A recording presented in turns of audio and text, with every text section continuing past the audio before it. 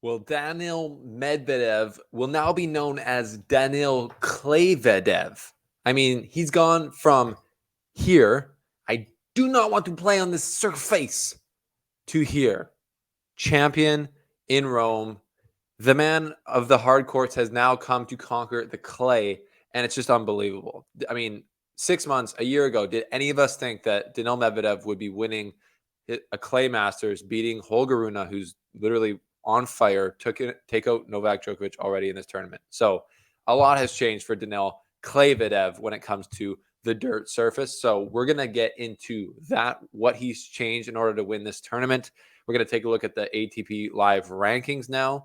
And we're going to take a look at the kind of the top three guys, Djokovic, Alcaraz, and Medvedev, and compare their current year-to-date stats, because it's pretty freaking interesting, especially with Daniil Medvedev in the mix, now winning clay tournaments. How does this affect Roland Garros? So many questions to be answered, guys. Welcome to The Slice. Thanks for being here. Let's get into it.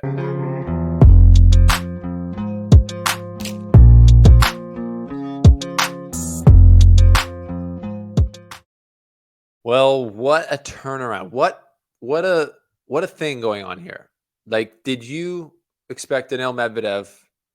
You know, he already had a good tournament. He made the semis. He's playing Tsitsipas. So you're like, okay, he's not going to beat Tsitsipas, because Tsitsipas is the clay, Prince of Clay. He's supposed to be the next thing.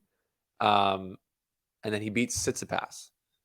And then he goes on and beats Rune, who's like maybe the new Prince of Clay. And he just totally flipped the script there. So big from Daniil Medvedev. Welcome to The Slice. If you have not yet, thanks for subscribing. When you subscribe, it actually makes your tennis game better. So that's a scientific study that we actually commissioned here. So if you want to be better at tennis, hit the subscribe button, and then you'll just start playing more like Daniil Medvedev on clay. But let's just take a look at the odds here from our sponsor, CoolBet, who these are the odds from the semifinals. So this is to win the tournament, as you can see. Holger Rune at the semifinal stage was the favorite, 2.85 odds to win. Tsitsipas was next at 3-1. And then Medvedev, 4.4 to win the tournament. Medvedev and Clay Rude were pretty close there. Even the semifinals, for Medvedev to beat Tsitsipas was unlikely, according to CoolBet. So you can't really blame them. Bless me. But Medvedev has beaten the odds. So shout out to CoolBet. Thank you for sponsoring the show. If you want to support, if you're gonna play, use CoolBet. Stay cool, bet responsibly. Use the link below to sign up and get a doubling your deposit credit when you use the code TheSlice. So thanks for that. Thank you, CoolBet.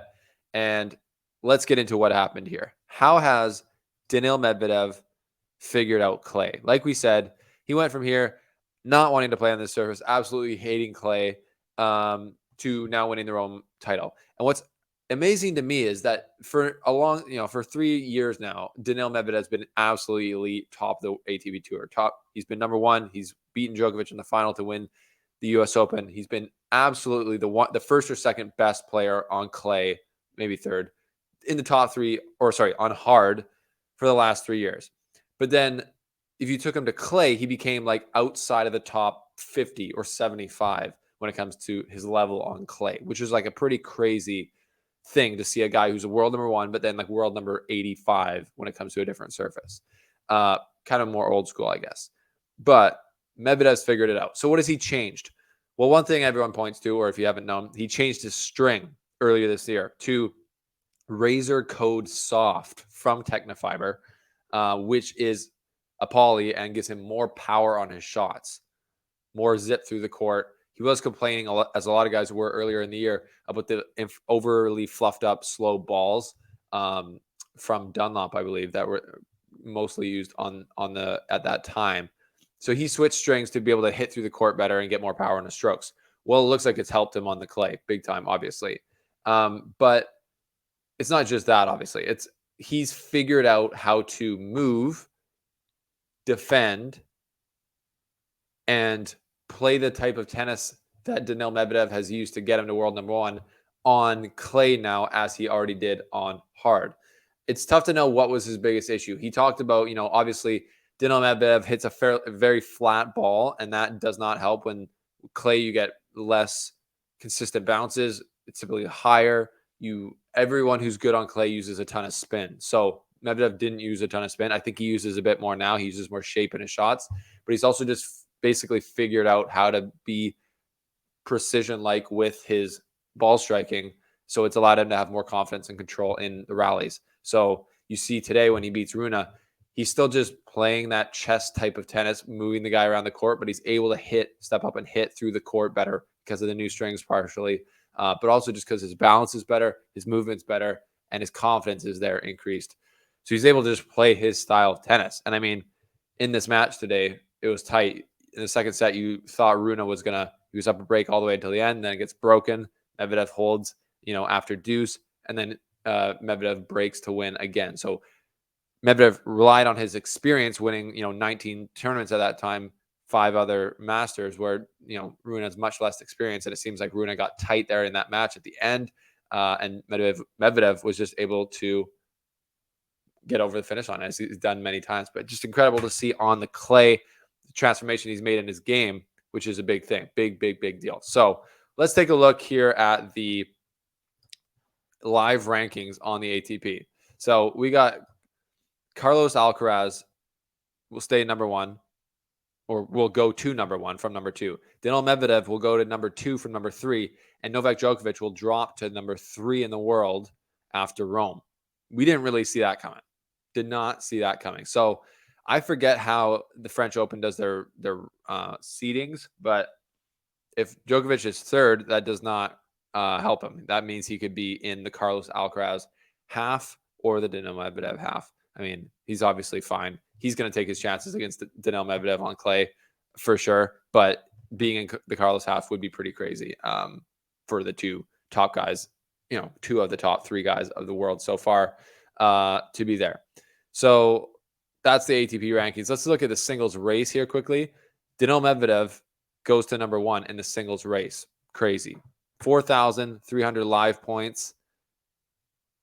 Carlos Alcaraz 2nd, Djokovic 3rd. So we now got the top 3, sorted with the year-end race and the live rankings. Holger Rune up to number 7 in the where is he at in the singles ranking? Yeah, 7 in both, which is crazy. And where's Tommy Paul's up to 11 in that? Wow, Casper Ruud's only 15th. He's moved up a lot, but pretty crazy. Daniil Medvedev now on top of the singles race to the end of the year and the live singles ranking. Pretty crazy. Big switch there from singles last week to this week.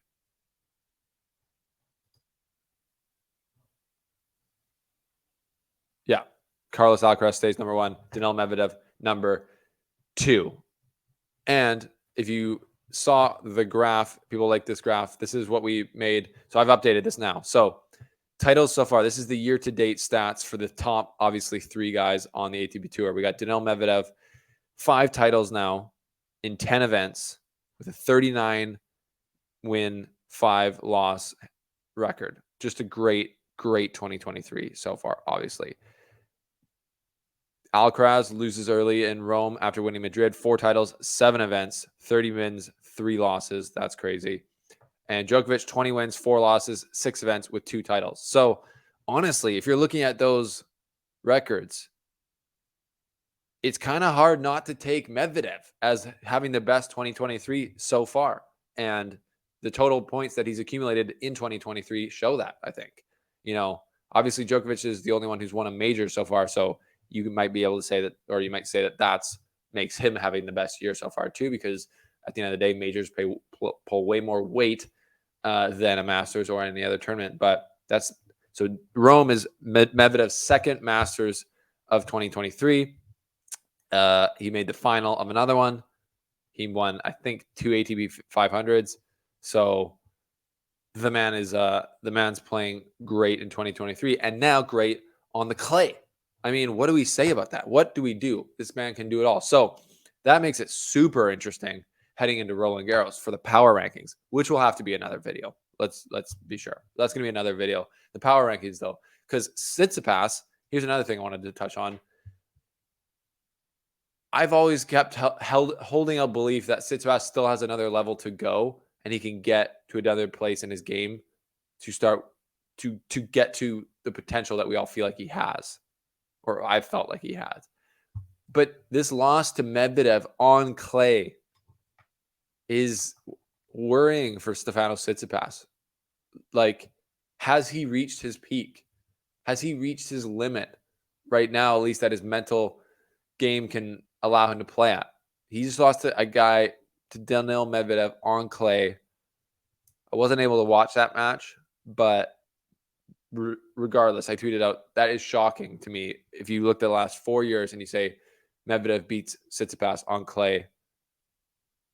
So that's, to me, concerning big time for Tsitsipas. What do you guys think about that, where Tsitsipas is at with his game?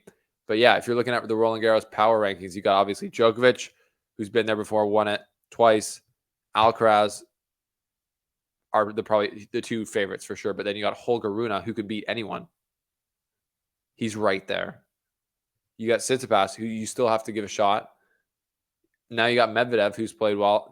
5 sets is different. We'll see, but he's definitely not like the 40th most dangerous player to win Roland Garros anymore. So these power rankings going into Roland Garros are going to be really interesting. So I'm going to have to think long and hard about that for our next show, which I'll put that out this week for sure. So anyways, we got a lot of things. Question. We're doing a mailbag or a fan mail video this coming week pre-Roland Garros. So let me know any questions you got below. Write fan mail or mailbag, and then I'll include it in the show and give you a shout out. Yeah, lots of content coming up this week. It's going to be exciting heading into the Roland Garros. I can't believe Medvedev won Rome. Medvedev is fully in effect, and that's going to be super interesting when it comes to Rome. The new world number 2, incredible. What do you guys think? Let me know below. Give your version of the slice in the comment sections. We will see you next time here on the show. Thanks for being here, and thanks for clicking all the links below to support the show. We'll see you guys.